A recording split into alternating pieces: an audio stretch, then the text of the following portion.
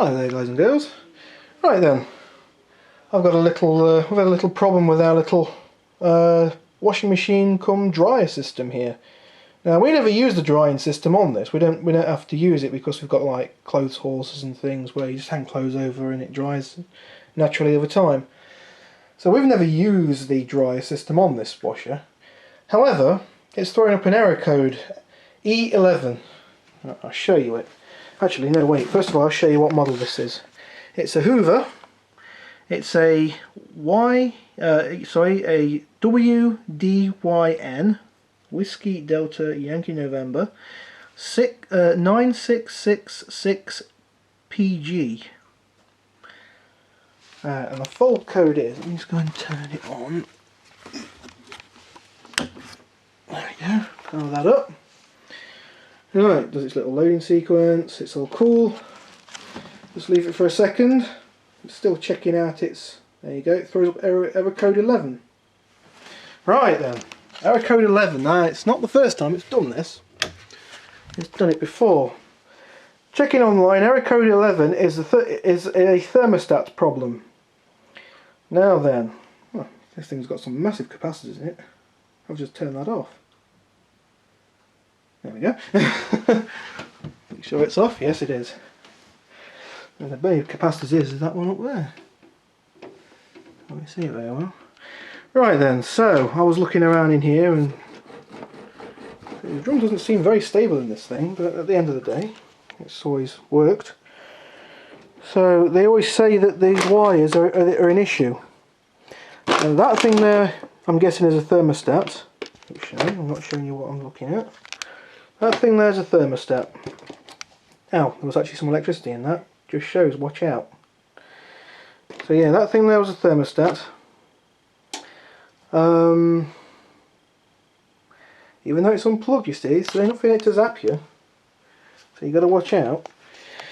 But I'm pretty used to being electrocuted. Oh, bugger off! All these phones. Okay then guys and girls, that was my grandma calling up, ringing up saying that if they couldn't get the washer fixed, they can always use theirs. Thankfully, I think I can fix this thing. Right, like where was I when the phone rang? So yeah, you know what it is, and we know what it is. Now it's this that's got the fault with it, and the reason being is because the wiring is too short. Now, it's not because the wiring is too short, it's because the wiring in these things is made out of solid cable. And with the rocking of the drum, it snaps. Pretty bad design fault, really. So what I'm going to do is I'm going to cut this electrical tie off here. Now, there is, in this bunch of wires here, two thin wires. And they go down towards the back of the machine. But what I'm going to do, I'm just going to pull that wire out, because that one will come out probably, will it? Maybe. Where is it? There we go. So them two wires need to be joined back together again. Not a hard thing to do. So I'm just going to cut that tie wrap. I know, scissors, bad. If Mum saw me using these, she'd get mad at me. She's not here at the moment, so I can use these. Cracky me, I still don't want to cut. There we go. I should really have the right tools, but I don't have the right tools. Right, let's get rid of all this useless cabling, which obviously does not work. Give the wires room to breathe. Now that wire feels like it's not broken. What I'll do is I'll get some tape and just tape it to the rest of the loom. That's a bit easier. Now it can move around and not chafe on anything. As you can see there, look, it's not chafing. There's nothing in the way for it to drop into anything. There's no motor or anything. That's all down the bottom somewhere. So it's not like it's going to drop on any motors. The only thing you've got to watch out for is rubbing against bits of plastic or something like that. But if you can solder, this is going to be a really easy job, like stupidly easy. In fact, what I'll do is I'll just connect the two wires together, power it up for you, temporary, and we'll see the error code probably won't come on, hopefully, if it's not messed up any, if it's not like an ECU that has a memory in it. So I'll just pause the video here and show you. Okay guys and girls, I've just fixed the wire together temporary. I'm just going to power it up just to see what it does.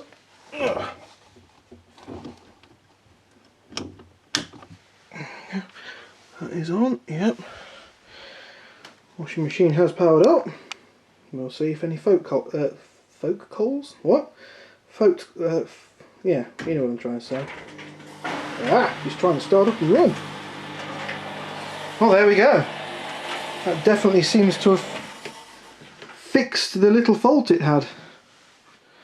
Still got the programming from when we had it last, even though I've switched it off at the wall. Right, I'll power it back up again just to drain the battery. Capacitor, sorry, you know what I mean. Don't want to get shocked again. So, I'm just going to get my soldering iron out. I've got a plug socket somewhere. Yeah. So I'll just solder that cable up. I'll pull it apart, just put some shrink wrap around it. Storage. Oh, and by the way, if you guys do this job, you're going to need a 7mm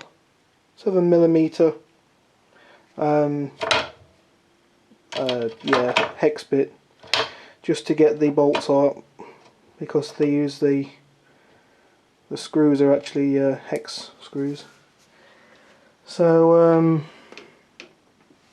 yeah, I'll just put this all back together again, and well, I won't yet, I'm going to solder it, so I'll catch you after I've soldered it. Okay then guys and girls. Right then. You can see I've routed the cable not very nicely, I know, but I've put it through a bit of a plastic pipe, but I had to cut the pipe to some insulation tubing to get it on. It's just to stop it from chafing, that. It's just to stop it from chafing on anything, if it should ever go again. But as you can see now, it's not... it's got to have some bloody force in it, that has, to cause that to chafe against anything, so I'm going to just... I'm going to leave that free. I'm not going to bother tying that one up because there's no point, it's nothing it's going to hit. It's not going to smack into it, that ain't. Yeah, I've just got to tidy up some of this insulation. But just cut it off with some scissors. I've got some over there. But yeah, I've just taped it to that bunch of wires there, so instead of it all bending on one bit, it's got the whole bit to bend on. So I can flex the whole cable rather than just bending the end part of the cable. You know, a small corner of it. So now that should stop it from...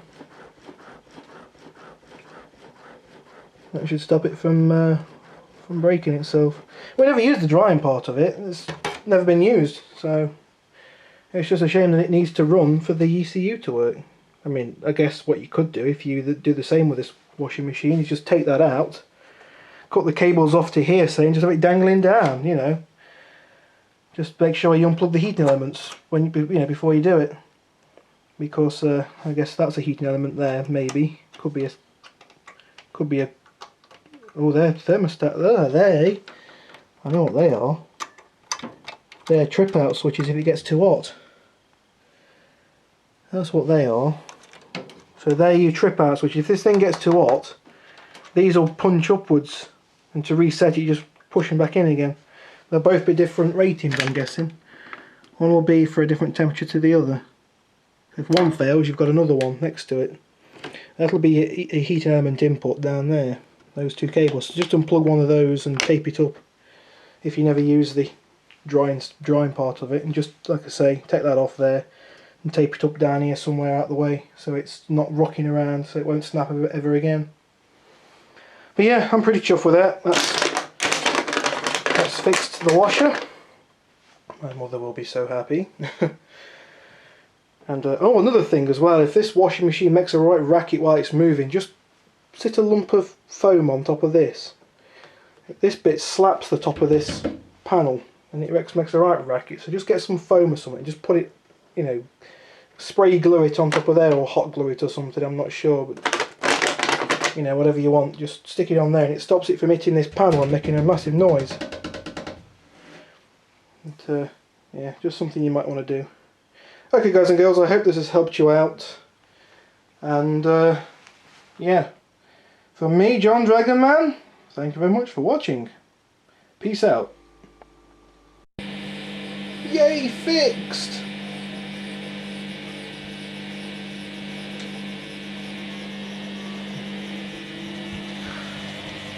Round and round she goes. Doesn't sound like there's any water in it then. No, not on the side.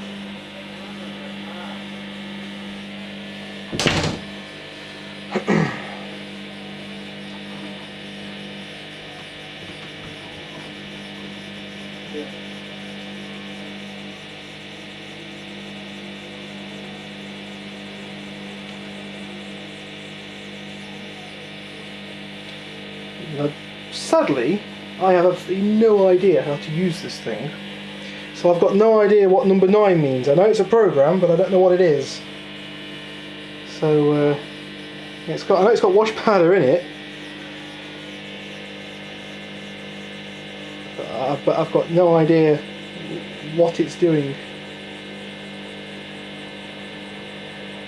It looks like it's spinning.